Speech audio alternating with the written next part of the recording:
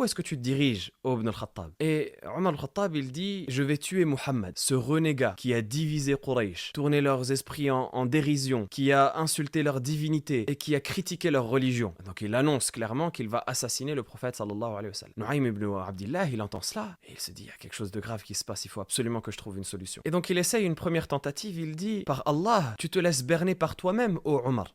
Est-ce que tu penses que les Banu Abdi Manaf, la tribu du prophète sallallahu alayhi wa sallam, ou un des clans du prophète sallallahu alayhi wa sallam, est-ce que tu penses que les Banu Abdi Manaf vont te laisser tuer l'un des leurs tranquillement? Est-ce que tu penses qu'ils te laisseront librement marcher sur terre après que tu aies tué Muhammad sallallahu alayhi wa sallam? Et Omar al-Khattab, qui était très intelligent, il lui dit, pourquoi est-ce que tu essayes de me convaincre de ne pas le faire? Est-ce que toi aussi tu t'es converti à sa religion?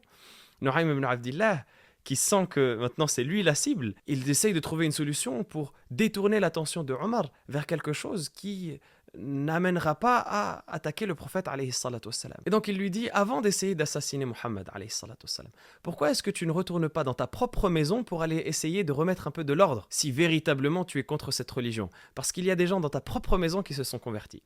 Nu'aym ibn Mas'ud, il préfère le tourner vers les gens de sa famille plutôt que vers le prophète sallallahu alayhi wa sallam parce qu'il sait qu'il ne va pas assassiner des gens de sa propre famille. Et ça marche. Omar al-Khattab est interloqué, il lui dit, comment cela? Des gens dans ma propre maison, de qui est-ce que tu parles? Qu'est-ce que tu veux dire? Et Nu'aym ibn Abdillah, il lui dit, ton beau-frère et ton cousin, Sa'id ibn Zayd ibn Amr ibn Nufayl, ainsi que ta sœur Fatima ibn al-Khattab, tous les deux se sont convertis à l'islam et ils ont suivi la religion de Muhammad sallallahu alayhi wa sallam. Alors va commencer par eux et va t'occuper d'eux avant d'essayer de faire quoi que ce soit d'autre. Et donc ça a fonctionné, Omar al-Khattab a rebroussé chemin, il est retourné chez lui pour aller voir sa sœur et son beau-frère.